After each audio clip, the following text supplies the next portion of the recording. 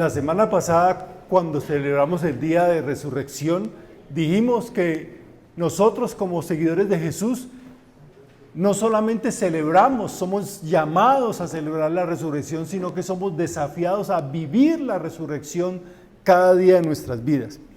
Al final del capítulo 4, porque ahora volvemos a donde dejamos antes de Semana Santa, a los primeros capítulos de Mateo. Al final del capítulo 4 nosotros vemos a Jesús llamando a sus primeros discípulos, llamando a Pedro, a Juan, a los hijos de Zebedeo. La iglesia está formada por aquellas personas que hemos aceptado el llamado de seguir a Jesús. Eso es la iglesia.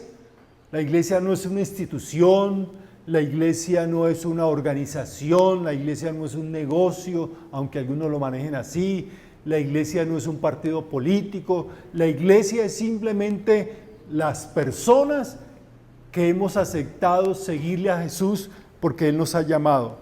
Ahora, nosotros seguimos a Jesús, no solamente para recibir la salvación y el perdón, sino que nosotros seguimos a Jesús para vivir como Jesús. Queremos vivir nuestras vidas a la manera de Jesús. La gran diferencia que hay entre los que admiran a Jesús y siguen a Jesús es que los admiradores no tienen compromiso alguno. Lo único que les interesa es recibir algo, algún favor, alguna bendición, un milagro. Los seguidores de Jesús estamos comprometidos en que nuestra vida se parezca a la vida de Jesús. Jesús no solamente nos llama a seguir una religión, o no nos llama mejor a seguir una religión, nos llama a seguirlo a Él. Yo quiero que ustedes todos tengamos esa claridad. No somos cristianos por seguir una religión, porque no seguimos a una religión.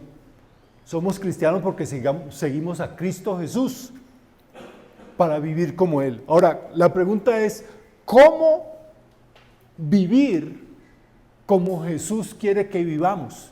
¿Cómo vivir como Jesús vivió?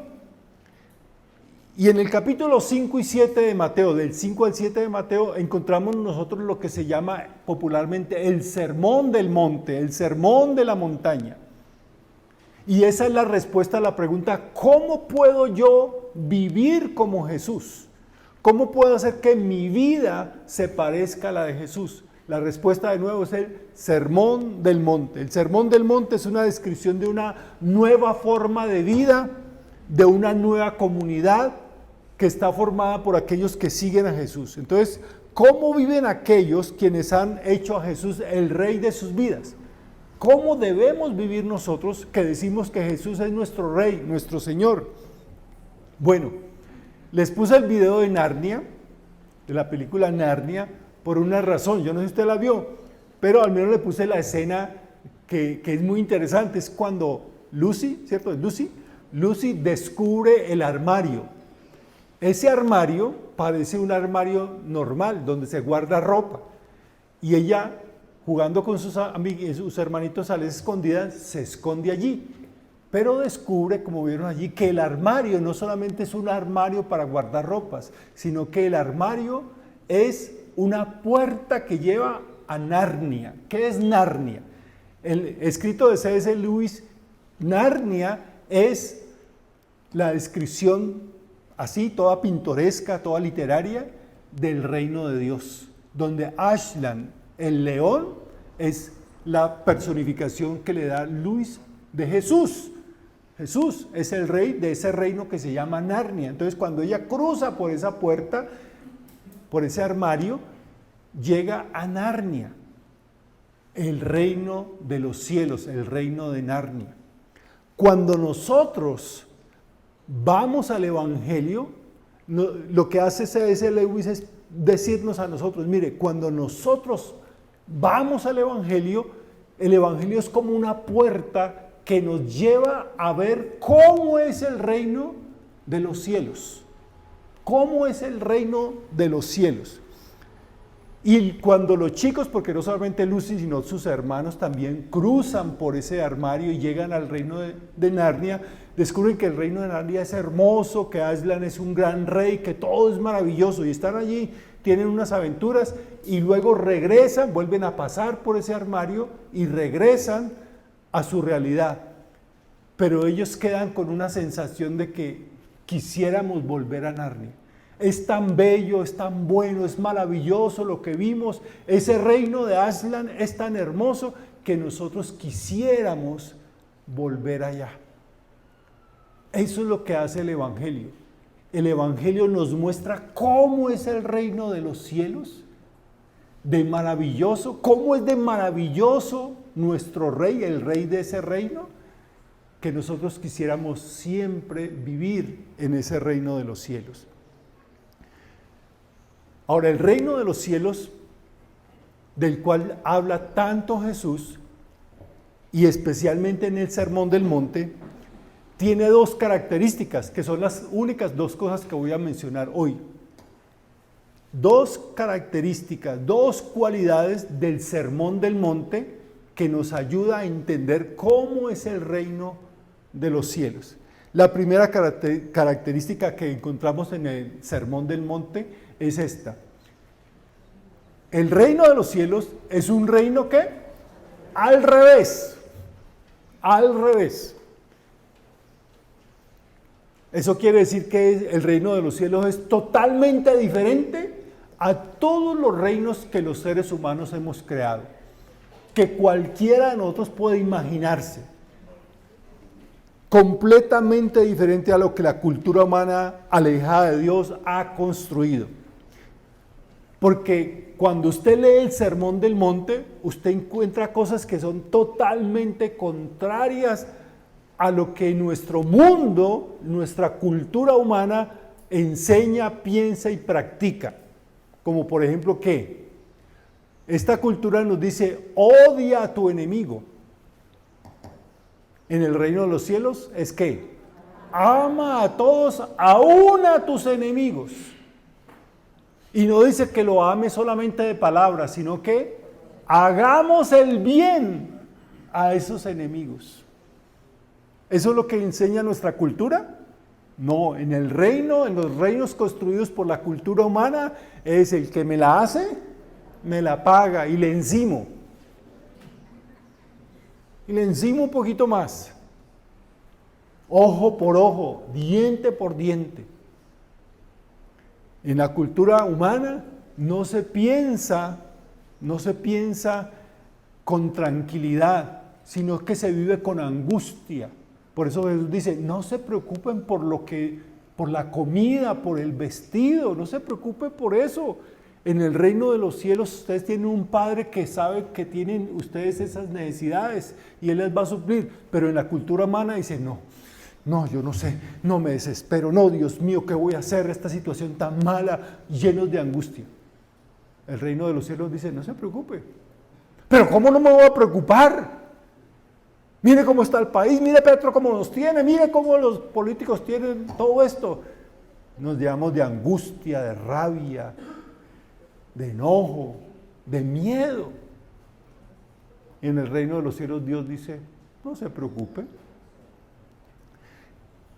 Entonces el reino de los cielos que nos presenta el Sermón del Monte es un reino totalmente al revés. Y eso es muy notorio en lo que conocemos nosotros como las bienaventuranzas, que es la primera parte del Sermón del Monte. Entonces vayamos a Mateo capítulo 5, del 3 al 10, donde encontramos las bienaventuranzas. Mateo 5, del 3 al 10 dice, ustedes la conocen bien, bienaventurados los pobres en espíritu, porque de ellos es el reino de los cielos.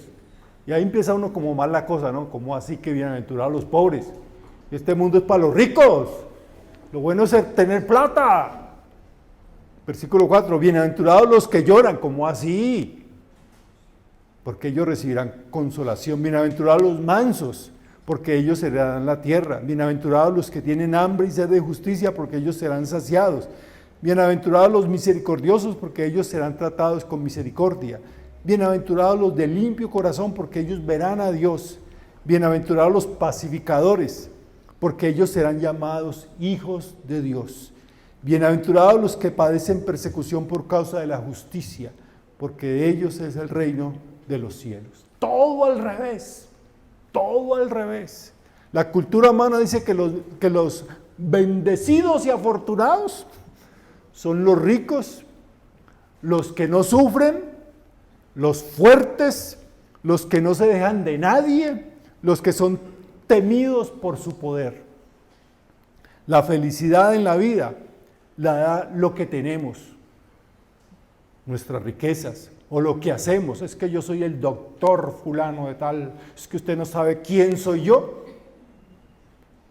La felicidad se encuentra en nuestra cultura, en lo que tenemos, en lo que hacemos, en el apellido que cargamos, en los títulos, en el poder, en la fama, en la influencia.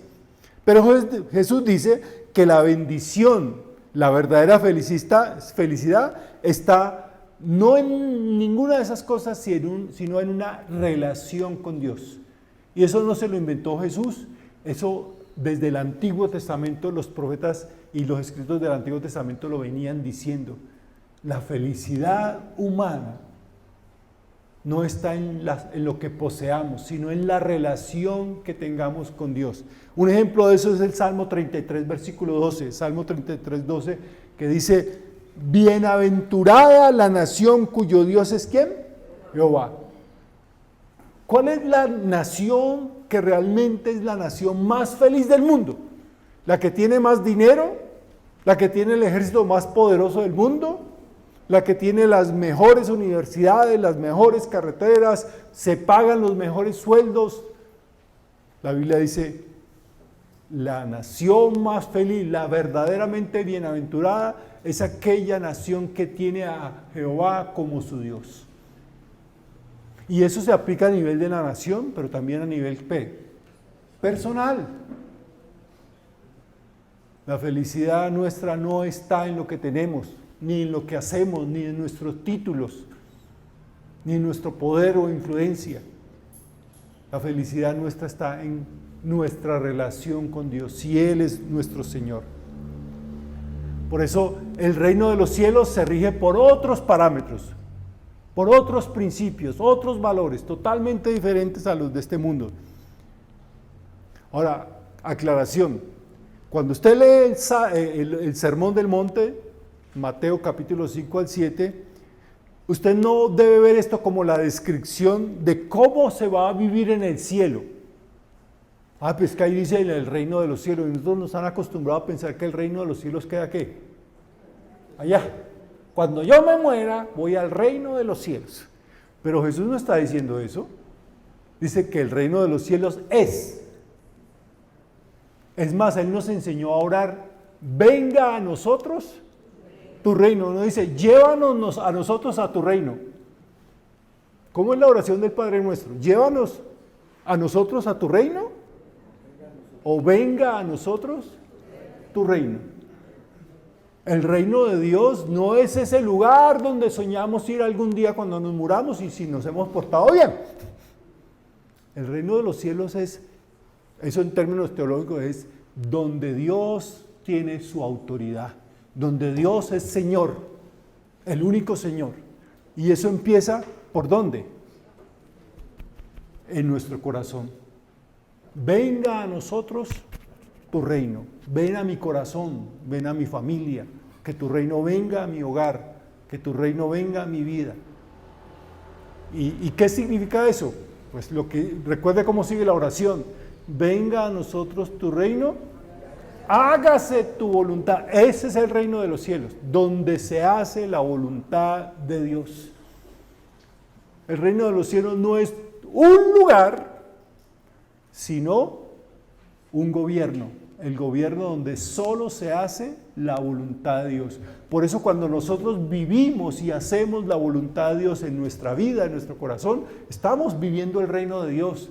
Cuando nuestra familia está viviendo bajo la voluntad de Dios, está mi familia en el reino de Dios. Por eso, ninguna nación del mundo es la nación de Dios. Ahí perdone Brian, ¿Sabe que en los billetes de dólar dice atrás qué? In God we trust. En Dios confiamos. Pero ¿quién sabe cuál Dios? No es el Dios de la Biblia. ¿En qué Dios es que confiamos?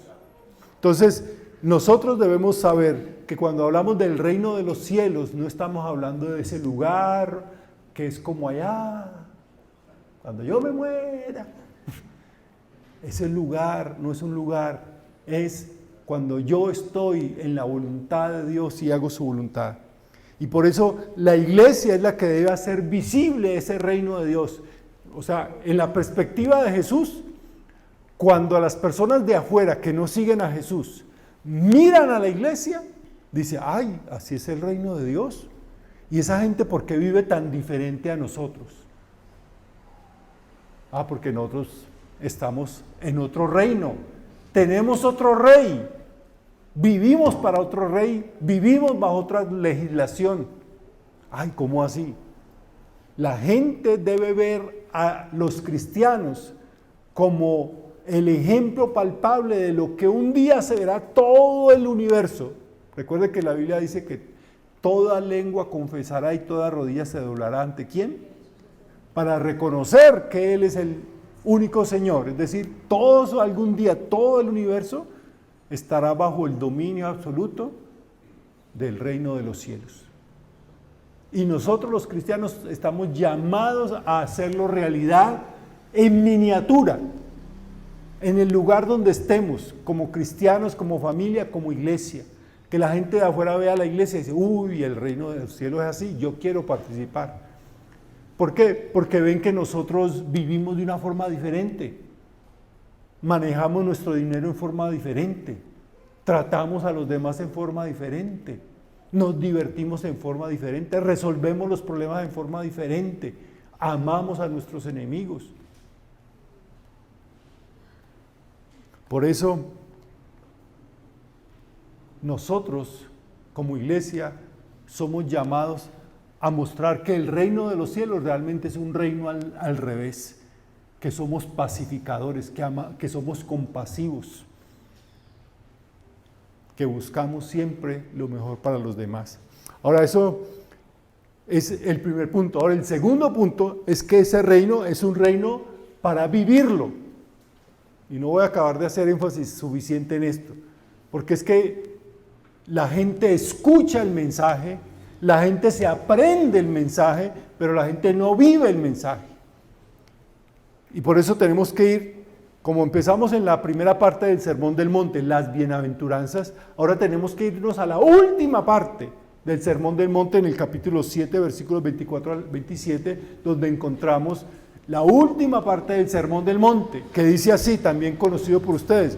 Por tanto, estas son palabras de Jesús, por tanto, todo el que me oye estas palabras y las pone en práctica, subraya esa palabra, práctica, es como un hombre prudente que construyó su casa sobre la roca. Cayeron las lluvias, crecieron los ríos, soplaron los vientos y azotaron aquella casa. Con todo, la casa no se derrumbó porque estaba cimentada sobre la roca. Pero todo el que me oye mis palabras y no las pone en práctica es como un hombre insensato, necio, que construyó su casa sobre la arena. Cayeron las lluvias, crecieron los ríos, soplaron los vientos y azotaron aquella casa. Esta se derrumbó y grande fue su ruina. ¿Saben yo no sé qué siente usted cuando lee el Sermón del Monte? Yo le he propuesto, en nuestro grupo de conexión, yo les he propuesto que por lo menos una vez al mes usted se lea el Sermón del Monte. Mi práctica es que yo la leo una vez a la semana, pero no sea tan fanático. Léala una vez al mes el Sermón del Monte. Léalo. Yo no sé qué siente usted cuando lee el Sermón del Monte, cuando se encuentra cosas como esa. Ama a tus enemigos. Ayuda, bendice y ora por los que le hacen mal a usted. O cosas como esta. Al que le quiera robar a usted la chaqueta, dele también la camisa. Ay, eso es ser bobo. O sea, usted lee una cantidad de cosas y usted solamente yo he descubierto que hay solamente 3 opciones, 3 formas o 3 actitudes cuando uno lee el Sermón del Monte. Primero piensa, eso es una locura. ¿A quién se le ocurre semejante tontería? Que uno se va a dejar robar pues así. Uno trabajando bien duro y otro viene y le quiere robar y encima de que le roba uno tiene que encimarle. O que perdone yo a ese tipo o a esa tipa, después de todo lo que me hizo, después de que me robó, después de que me ofendió, que lo perdone, que lo ame. Eso es una locura. Entonces es la primera actitud, pensar que eso es una locura, que Jesús estaba sollado o trabado. Segunda actitud, pensar después de leer el Sermón del Monte, decir, eso es una enseñanza muy hermosa, muy buena, pero es imposible vivir así. ¿Ustedes creen que Jesús hubiera sido tan loco de decir que eso, o sea, decirnos cómo es que espera Él que vivamos nuestras vidas y después decirles, pero ustedes no pueden vivirlo así?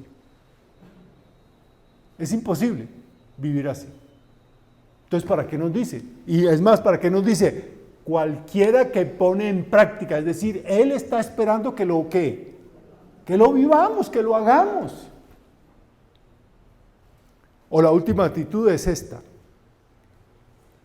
Nos leemos el Sermón del Monte y quedamos con una sensación de deseo, de anhelo.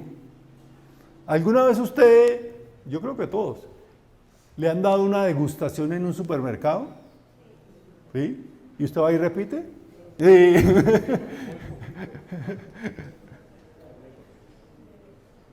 ¿Qué es lo que tratan de hacer estas personas cuando le dan una degustación a uno?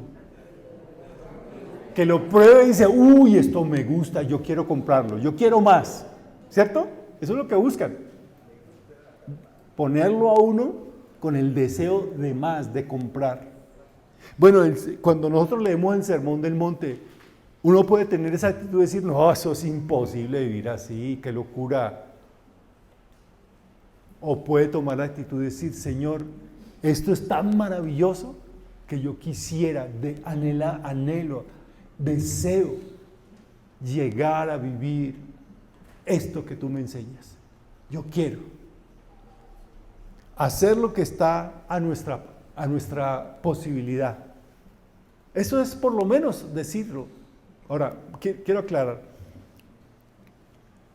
Hay una parte que debe hacer Dios y otra parte que debemos hacer nosotros. ¿Cuál es nuestra parte? Voy a empezar por allí. ¿Cuál es nuestra parte? Nuestra parte, primero, es desear. Desear, Señor, yo anhelo, veo esto y me parece tan maravilloso, así como los niños cuando entraron a Narnia y les pareció maravilloso y después cuando regresaron a su realidad, deseaban volver a Narnia, deseaban estar otra vez allí en ese reino maravilloso. Cuando nosotros leemos el Sermón del Monte, debemos desear, Señor, yo sé que esto es imposible, yo sé que esto es difícil, pero yo deseo poder vivir tranquilo, sin ansiedad del futuro, qué comeré, qué vestiré, sabiendo que tú cuidas de mí. Yo anhelo poder amar a todos, aun a mis enemigos, perdonarlos. Desearlo. Segundo, rendirnos. ¿Rendirnos ante quién? Ante el Señor. Si nosotros no nos rendimos ante el Señor, no vamos a poder tener la posibilidad de vivir así, como Él quiere que vivamos. Porque rendirnos es reconocer, Señor, yo deseo, pero sé que no es posible para mí, pero no es imposible para ti. Tercero, perseverar. Inténtelo y siga que. Pero algunos esta tarde dicen, ay sí, yo voy a empezar a hacer eso, sí. Es como los que se matricularon en gimnasio a comienzo del año, pagaron la matrícula, fueron 2 días y ay, yo no vuelvo por allá. Me duele todo. Hay que perseverar. Y por último, nuestra parte es confiar. Confiar no en que nosotros lo podemos hacer, sino confiar en Jesús. Que si Él nos dice que así debemos vivir, Él nos va a permitir formar, moldear nuestra vida para que vivamos así. Es la parte nuestra. Ahora, ¿cuál es la parte de Dios? Primero, Él nos da su Espíritu Santo. Nos da su Espíritu Santo. Es decir, Él sabe que eso en nuestras posibilidades, nanay, nanay. Está más allá de lo que usted y yo podemos. Usted no se acuesta diciendo, bueno, yo a partir de mañana no voy a volver a pelear con nadie. Y cuando levantan a la mañana, oiga, levántese, ¿por qué me levantan? Ya amaneció peleando. Usted no se acuesta hoy odiándose en sus enemigos y mañana, ay, los quiero tanto. Todos esos desgraciados que, ay, yo los quiero tanto. Por eso Él nos da su Espíritu Santo, porque es el poder que transforma nuestras vidas. Segundo, nos da el querer como el hacer. Es decir, a usted no le va a provocar hacer eso. Usted no le va a provocar hacer eso. A nadie le provoca por su naturaleza humana amar a sus enemigos.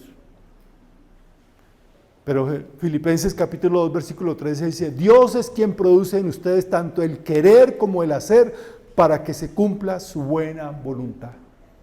Entonces usted dice, Señor, tú sabes que yo no quiero amar a mis enemigos. Ni los quiero amar, ni los puedo amar. Entonces, por favor, por tu Espíritu Santo, coloca en mi vida el querer como el hacer. En tercer lugar, Dios nos moldea día a día. Nos moldea día a día. Es decir, esto es un proceso. Esto no es de un día para otro. No es un día, no es mágico.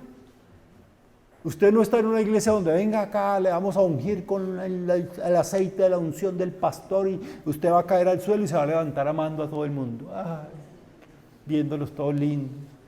No, eso no es magia. Es un proceso de día a día que Él va moldeando en nuestra vida. Y por último, tenga la confianza de saber que Él termina lo que ha comenzado. Jesús siempre termina lo que ha comenzado. Filipenses 1:6 dice, y estoy seguro de que Dios, quien comenzó la buena obra en ustedes, la continuará hasta que quede completamente terminada. Si usted le da la oportunidad a Jesús, si usted le da la oportunidad al Señor de que empiece una obra en usted, Él la va a terminar. Dios no deja las cosas a medias.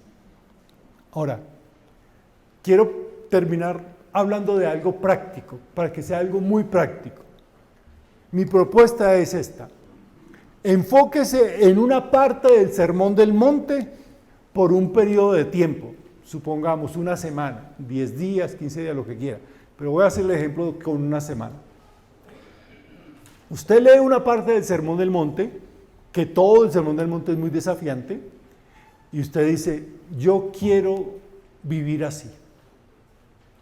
Entonces, durante una semana se enfoca en esa frase o en esa parte del Sermón del Monte. Ejemplo, vamos a tomar la primera bienaventuranza. Bienaventurados los pobres en espíritu, porque ellos es el reino de los cielos. Eso ya pone de patas arriba a todo el mundo.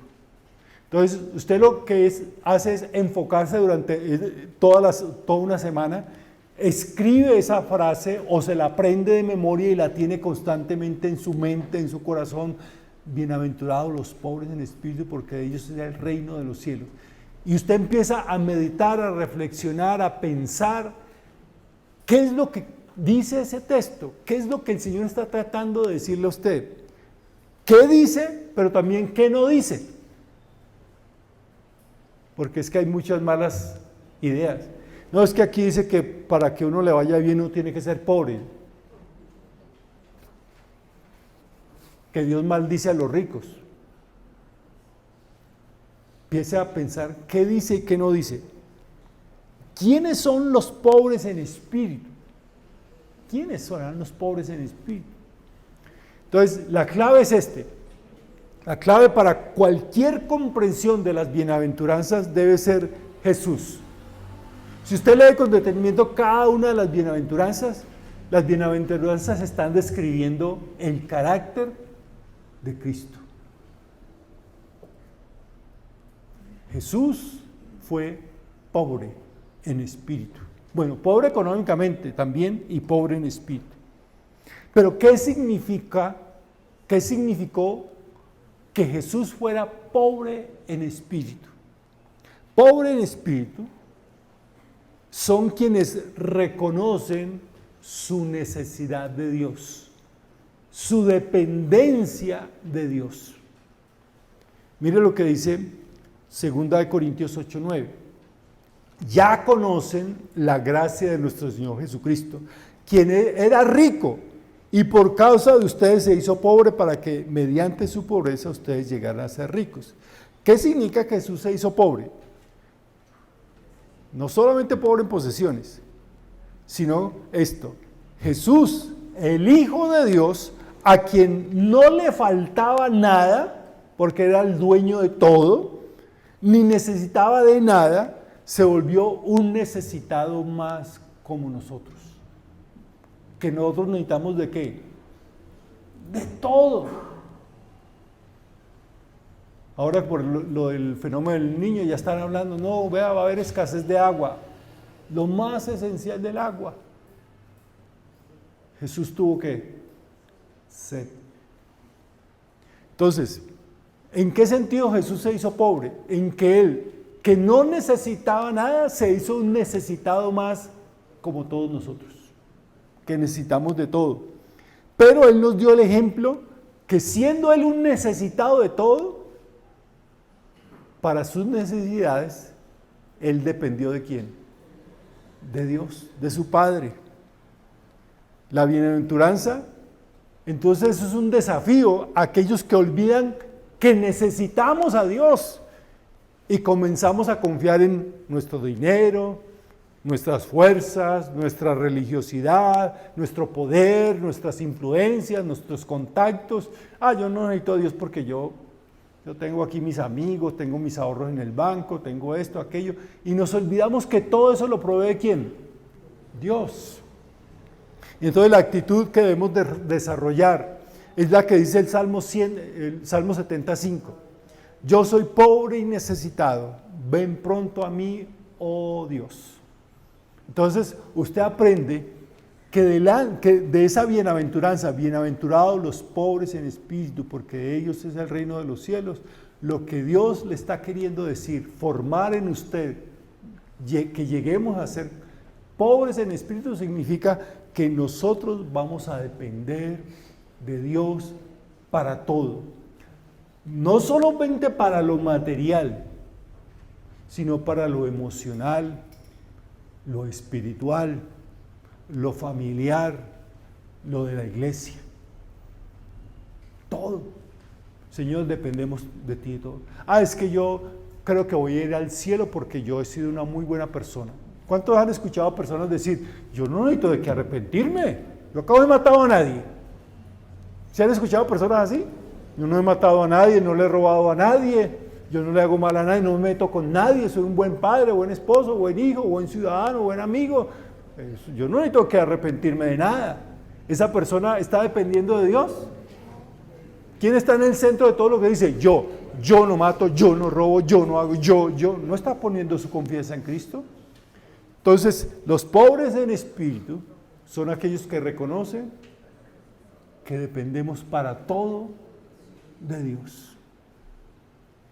Y usted reflexiona, bueno, yo estoy dependiendo para todo en Dios, entonces ¿por qué ando preocupado? Entonces ¿por qué me angustio cuando el sueldo no alcanza? Entonces ¿por qué me angustio cuando la situación se pone difícil en la casa? ¿Por qué me angustio? ¿No estoy dependiendo pues de Dios? ¿Ven? Entonces me enfoco durante toda una semana o un mes o 15 días o un año, porque aprender esto es muy difícil. Aprenda al menos un pasito, avance un pasito a la vez con el Sermón del Monte.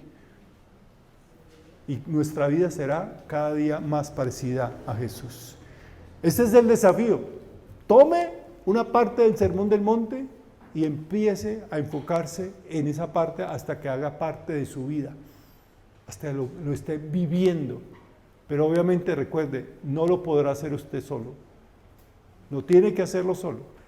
Dios le proveyó el Espíritu Santo para que podamos hacerlo. Puestos en pie, vamos a orar, hermano.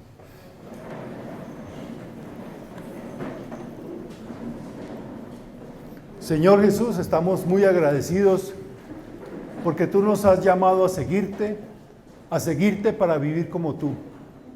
Señor, queremos ver el Sermón del Monte, estas palabras tan sabias y profundas de tu Hijo Jesucristo, no como algo imposible, no como una locura, sino como un desafío a desear más. Queremos, Señor, vivir estas palabras, porque eso es lo que tú quieres que hagamos. Los necios son los que escuchan y no lo ponen en práctica. Los sabios que construyen su casa sobre la roca son aquellos que escuchan tu mensaje y lo viven. Por eso, Señor, ayúdanos a enfocarnos en cada uno de los aspectos del Sermón del Monte y empezar a vivir nuestra vida de esa manera.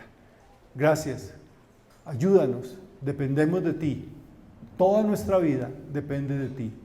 Y esperamos en un Padre bueno, misericordioso y compasivo. En el nombre de Cristo Jesús. Amén.